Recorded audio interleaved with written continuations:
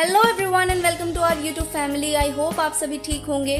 तो आज इस वीडियो में हम कवर करने वाले हैं क्लास 6 एनसीईआरटी साइंस का चैप्टर नंबर 3 जिसका नाम है तंतु से वस्त्र तक यानी फाइबर टू फैब्रिक। तो चलिए चैप्टर की शुरुआत करते हुए हम ये जानते हैं कि तंतु यानी फाइबर होता क्या है। आप लोगों ने गौर किया होगा कि जब भी हम सुई में धागा पिरोने का प्रयास करते हैं तो कई बार धागे के सिरे पर कुछ पतली लड़ियां या रेशे आ जाते हैं जिनकी वजह से सुई में धागा पिरोना थोड़ा मुश्किल हो जाता है। धागे में दिखाई देने वाली ये लड़ियां या रेशे और भी पतली लड़ियों या रेशों से मिलकर बनी होती हैं जिन्हें हम तंतु या फाइबर कहते हैं। तंतु यानी फाइबर भी दो प्रकार के होते हैं। पहला प्राकृतिक तंतु यानी नेचुरल फाइबर जो कि हमें जानवरों या पौधों से मिलते हैं, जैसे कि कपास यानी कॉटन जो कि हमें पौधे से मिलता है, वूल यानी ऊन जो कि हमें भेड़ बकरी से मिलती है, सिल्क यानी रेशम जो कि हमें सिल्कवर्म से मिलती है। इसका दूसरा प्रकार है संश्लिष्ट या कृत्रिम तंतु जिन्हें इंग्लिश में सिंथेटिक फाइबर कहते हैं और ये फाइबर फैक्ट्रीज में बनाए जाते हैं जैसे कि नायलॉन, पॉलिस्टर एक्सेट्रा।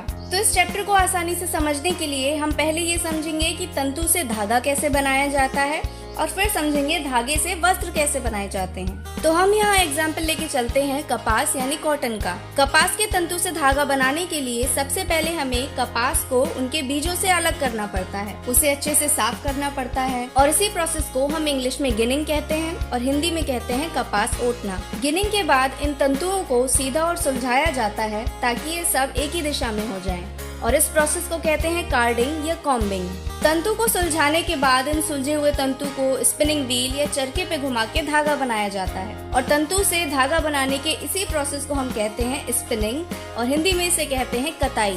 कताई के बाद हमारा धागा बनकर तैयार हो जाता है। बस धागे को मजबूती और लचीलापन देने के लिए उसे हल्का सा ट्विस्ट किया जाता है यानी हल्का सा मोड़ा जाता है और फिर इसी धागे से बनाए जाते हैं कपड़े। धागे से कपड़े बनाने की भी मुख्यतः दो विधियां हैं। पहला बुनाई जिसे इंग्लिश में कहते हैं वीविंग और दूसरा बंधाई जिसे इंग्लिश में कहते हैं निटिंग। तो सबसे पहले बात करते हैं बुनाई की। बुनाई के लिए दो धागों का प्रयोग किया जाता है।